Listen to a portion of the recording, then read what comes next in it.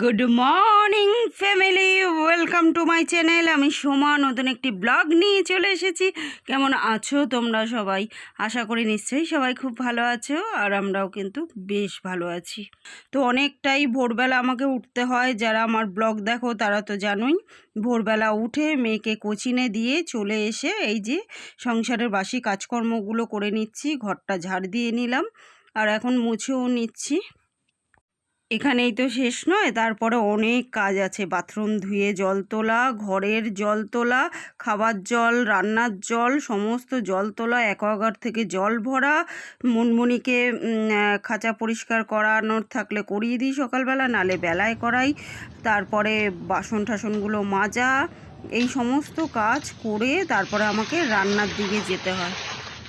কালকের ব্লগে সুনন্দা সুকান্ত লাইফস্টাইল থেকে দিদিভাই আর এস ফ্যামিলি থেকে দিদিভাই দুজনেই জানতে চেয়েছো।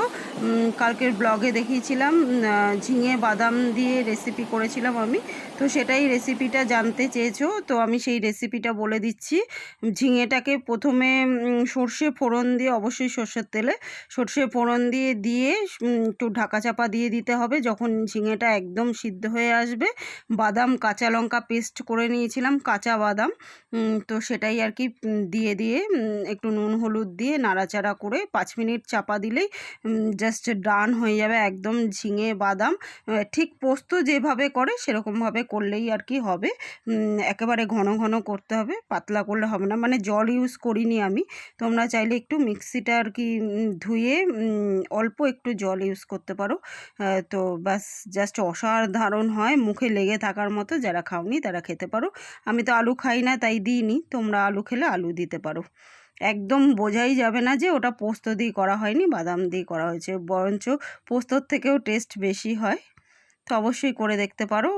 জানতে চেয়েছিলে বলে দিলাম দুজনকেই। তো দেখো একটুখানি মুনমুনির সঙ্গে একটুখানি লেগেও নিচ্ছি। আর বরমশাই এখন বাজারে চলে গেল, কারণ আজকে এসে লাঞ্চ করবে বরমশাই, ওই জন্য সকালবেলা রান্নার তাড়া নেই। আর মুনমুনির সঙ্গে এখন একটু খেলা করছি। মুনমুনি এখন ঘুমাচ্ছে, তো ওই জন্য রেগে যাচ্ছে দেখো, নালে কিন্তু ও রাগ করে না। তবু কিন্তু কামড়ালো না, জানে এটা মা। তো দেখো বরমশাই এখন বাজার করে চলেও এলো, না নিমিষের মধ্যে আসেনি, অনেকটা টাইম লেগেছে, বাজার টাজার করে এলো। তো বন্ধুরা দেখো মাছের রানী ইলিশ আনা হয়েছে, আর এখানে প্রচুর কিছু বাজার করেছে, পরে বার করব। পেয়ারা ঠেয়ারা এনেছে, কলা ঠলা আছে, আর এখানে আছে ব্রেকফাস্ট। চলো ব্রেকফাস্টটা বেড়ে নিয়ে দেখাচ্ছি। জিলাপি আর 2 রকম তরকারি, আর মেয়ে খাবে নানপুরি। এই হবে আমাদের ব্রেকফাস্ট, সানডে স্পেশাল ব্রেকফাস্ট। তো চলো খেয়ে নিই। আবার এক্ষুনি দেখো বৃষ্টি হয়ে গেল, এক পশলা খুব জোর বৃষ্টি হয়ে গেল, আবার রোদ্দুর উঠে গেল। এই তো হবে ভাদ্র মাসে। ভাদ্র মাস কোথায়, এখন তো শ্রাবণ মাস। আকাশটা কি দারুণ লাগছে, একদম সাদা মেঘ, তার মধ্যে এত জোর জোর বৃষ্টি হচ্ছে কি করে কে জানে। একদম সাদা মেঘ, দেখো পেঁজা তুলোর মতো মেঘ, যেন আকাশে কেউ রেখে দিয়েছে নীল আকাশের মধ্যে সাদা মেঘটাকে। কি দারুণ লাগছে দেখতে আকাশটা। ওখানে একটা কি গাছ হয়েছে, এটা কি গাছ কে জানে। তোমরা যদি কেউ চিনে থাকো বলবে তো আমাকে কমেন্ট করে, এটা কি গাছ। দেখো গাছটার মধ্যে পাতাগুলো হচ্ছে গোলাপি গোলাপি, গাছের পাতাগুলো দেখো, এই যে ভেতরটা হচ্ছে গোলাপি গোলাপি পাতার, এই যে মাঝখানটা দেখো, ওই মাঝখানটা হচ্ছে গোলাপি গোলাপি। কি গাছ জানি না, আপনা দিয়ে হয়েছে ওই গাছটা ওখানে।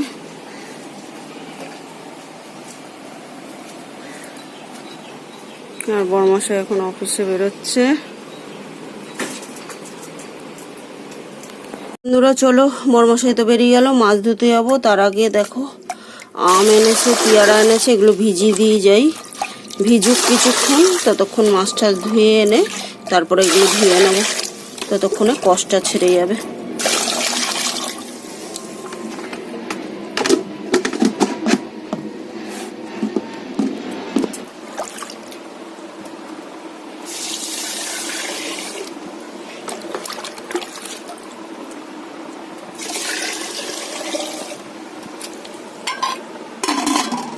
বন্ধুরা দেখো, এই হচ্ছে ইলিশ মাছ এনেছে।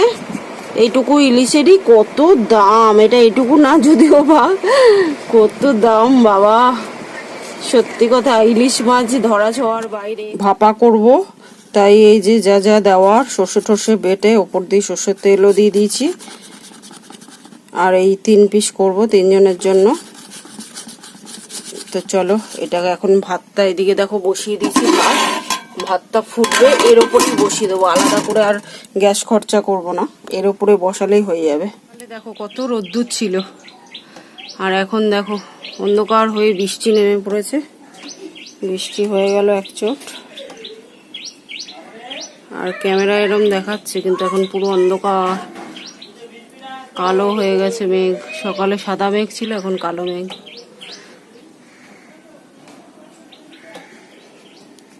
এটার ওপর দেখো বসিয়ে দিয়েছি, বাটিটা বসিয়ে চাপা দিয়ে দিলাম। ভাতও হয়ে যাবে, মাছ হয়ে যাবে একসঙ্গে, আলাদা করে গ্যাস খরচা করার দরকার নেই। আর এদিকে দেখো 2টো মাছ ভাজা, আর 2 ডিম ছিল, ওটাকেও ভেজে নিচ্ছি। 2টো মাছ ভাজবো, আর 3টে মাছ ভাপা করলাম, বাকিটা রেখে দিয়েছি, কালকে করে নেবো। তো দেখো ওদিকে রান্নাটা বসিয়ে দিয়েছি, মাছ ভাজাটা হয়ে গেছে, আর ভাতের ওপরে ইলিশ মাছটা বসিয়ে দিয়েছি। দিয়ে আমার এখন দেখো বাসন মাজাও হয়ে গেল, রান্না বসিয়ে দিয়ে। একটু বুদ্ধি খাটিয়ে কাজ করলে একটা কাজের ফাঁকে অনেক কাজ, কিন্তু এভাবেই। দেখো মাছ ভাজা তেল রেখেছি একটু, এই যে মাছ ভেজে রেখেছি, ডিমটাও ভেজে রেখেছি, আর এদিকে হচ্ছে, ভাপাটা হলেই হয়ে যাবে। বন্ধুরা দেখো এদিকে ভাত হয়ে গেছে, আর এই যে ইলিশ ভাপাও ডান, পুরো ভাতও হয়ে গেল, ভাতের সঙ্গে সঙ্গে ইলিশ ভাপাও হয়ে গেল। আলাদা করে দেখো আমার পয়সা খরচা করতে হয়নি। যা সুন্দর একটা গন্ধ বেরোচ্ছে না, সে আর বলার মতো না। তো চলো, থালায় জল রেখেছি কেন বলো তো, নাহলে পিঁপড়ে হয়ে যাবে এক্ষুনি। ভাতটা বসাবো। এলো দেখো, আর এখন বৃষ্টি হয়ে জল জমে গেল, এত বৃষ্টি হলো। ভেজনি প্রচন্ড পরিমাণে বৃষ্টি হলো, বাইরে কিন্তু অন্ধকার, ক্যামেরা এরম দেখাচ্ছে। গুড ইভিনিং বন্ধুরা, এখন অনেকটা টাইম হয়ে গেছে। দেখো তখন বরমাসায় আসার পর আমরা সবাই একসঙ্গে লাঞ্চ করে নিয়েছিলাম। আর এখন এই যে সন্ধ্যের চা বসিয়ে দিয়েছি। চা ছাড়া সন্ধ্যেটা অসম্পূর্ণ। তো 1 কাপ চা তো এখন অবশ্যই খেতে হবে। চা সঙ্গে এখন ময়দাটাও মেখে সেট হতে রেখে দিয়েছি। আর এই যে দেখো ডিনার বানাতে বসে পড়েছি। গরম গরম পরোটা, সাথে হচ্ছে আম। এই হবে আজকের ডিনার, কারণ আজকে আর কোনো তরকারি খাবো না। মাছ টাছ খেয়েছি না, এমনি খেতে ইচ্ছে করছে না, শুধু বরমাসের জন্য করলাম। আমরা একটা একটা খেয়ে নেব, না খেয়ে যেহেতু শুতে নেই। তো চলো বন্ধুরা, আজকের মতো এই পর্যন্তই। কালকে আবার দেখা হবে নতুন একটা দিনের সঙ্গে, নতুন একটা ব্লগ নিয়ে। ততক্ষণের জন্য সবাই কিন্তু খুব খুব খুব ভালো থেকো, সুস্থ থেকো। আর আমার ভিডিওগুলো ভালো লাগলে লাইক শেয়ার কমেন্ট করে চ্যানেলটাকে সাবস্ক্রাইব করে দিও। তো আজকের মতো গুড নাইট এভরিওয়ান, টাটা।